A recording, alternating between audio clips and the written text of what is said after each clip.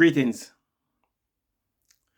Today's topic is Millennials and Generation Z don't always stay in all-inclusive hotels.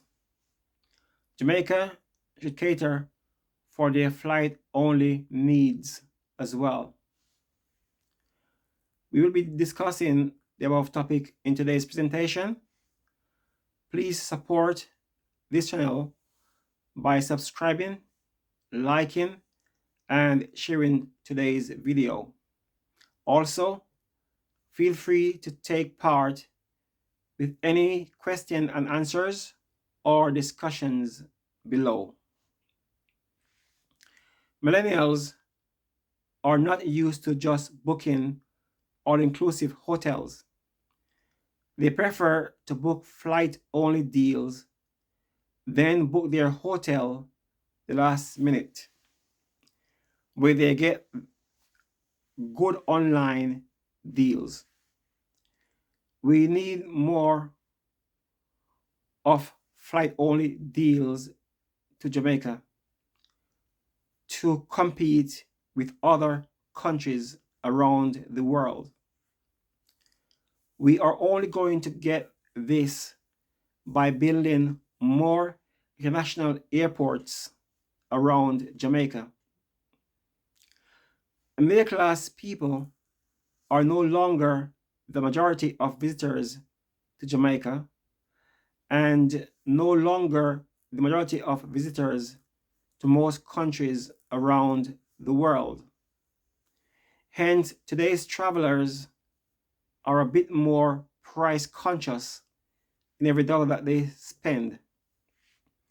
That means a US $200 or $300 extra on the price of a flight could be the difference in whether someone visits Jamaica or visits another country. The government need to be conscious of this and keep a close eye on what the airlines are doing in regards to airfares to Jamaica.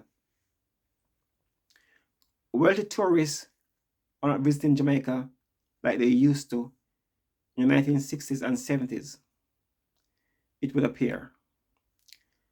Since the 1980s, they tend to holiday in other countries like Bahamas, Cayman, Barbados, then later in Dubai, etc.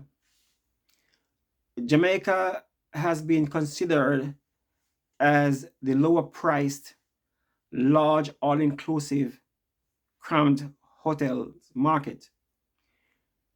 When I arrived in the UK and in the decades following my arrival, I always wonder why middle-class people, like the higher managers in my workplaces, etc., usually refers to the Bahamas, Barbados, or Cayman Islands, etc., instead of Jamaica, as I consider Jamaica to be number one, of course.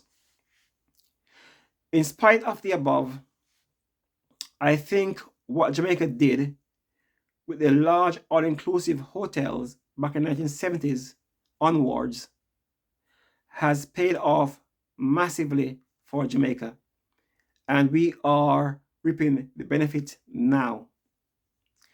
According to the Minister of Tourism, that image of Jamaica is changing now, and we can see the change in both the upgrades to some existing resorts and with some of the new hotels that are being built. In my last video, I stated that the government no need to pause the large all-inclusive hotels in the congested areas, then spread the all-inclusive hotels out around the country, while the more popular destinations like Montego Bay can carry on with their upgrades, etc. I've heard our great Bush Stewart explained how he made the deals with the airlines when he started his all-inclusive chains of hotels. He was saying that when the middle class people stopped coming to Jamaica, he made the deal with the airlines that if they lower their airfares, he will lower the hotel price. Then they would offer a package holiday for 1 or 2 weeks that working class people could afford. All inclusive package holidays is a Jamaican creation and something to be proud of. However, we need to be wise and don't allow the airlines to start profiteering excessively from the tourism market again. What Bustrot did in St. James and other resorts 40 years ago should have been copied in other parishes 20 years after that. The government need to move in that direction rapidly now. But the Minister of Tourism seems to forget that St. Elizabeth is in Jamaica. He may even forget it would seems that Jamaica has a south coast.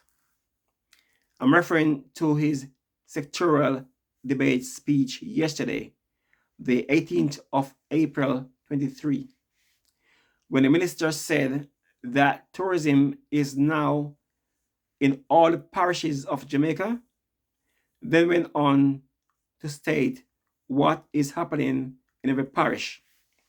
However, the Minister of Tourism only named the 6 parishes on the north coast and the adjoining parish to the east and the adjoining parish to the west of the 6 north coast parishes. He made reference to all Jamaica, but leave out the central parishes on the south coast of Jamaica, almost half of the country.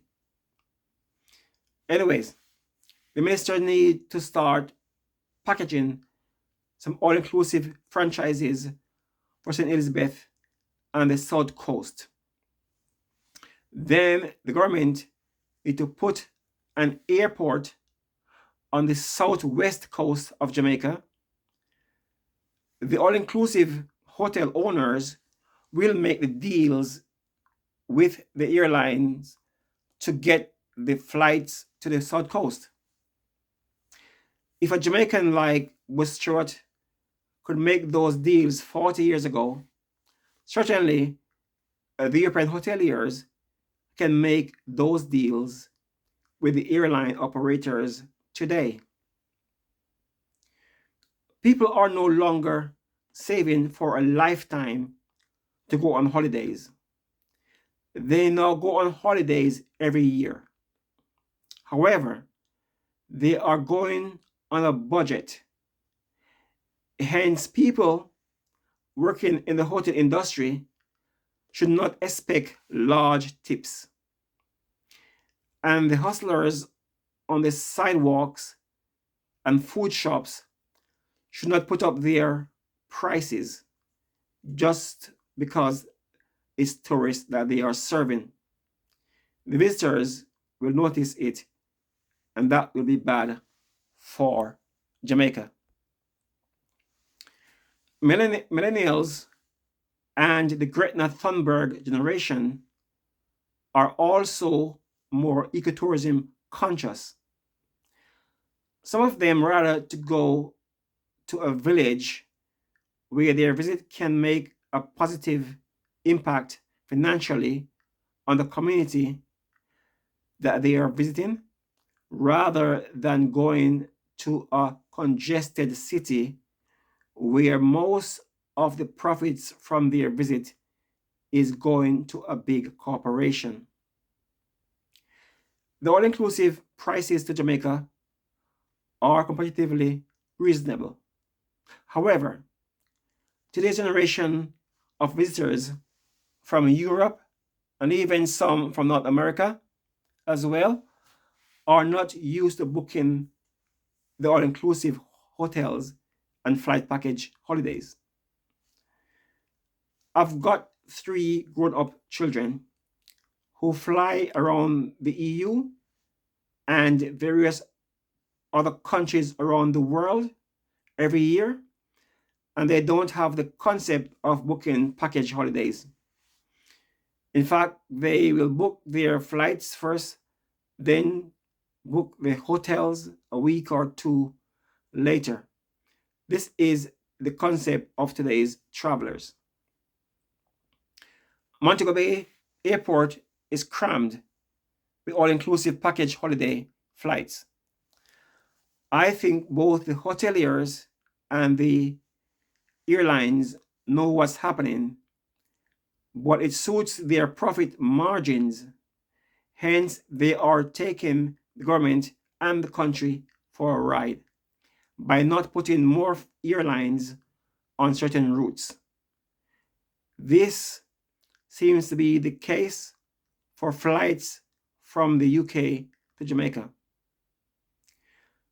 I'm just coming back from a vacation in Portugal, and based upon what I've paid for my holiday in Portugal, the hoteliers are making 2 to 3 times more profits per person in Jamaica than they are making in Portugal or other European countries that I've been to.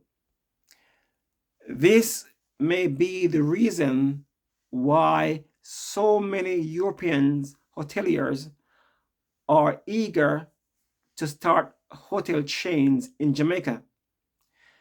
The profit margins can be up to 300% more than they are making in Europe per person.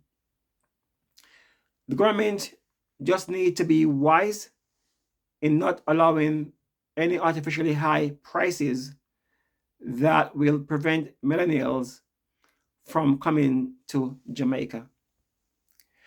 I'll do a separate video to demonstrate how having more international airports in Jamaica can dramatically bring down airfares to Jamaica. Thanks for watching this video. Please subscribe to support this channel and leave your comments below. God bless you. God bless our Prime Minister and the Jamaican Parliament. And God bless Jamaica. Until my next video, God bless you. Peace.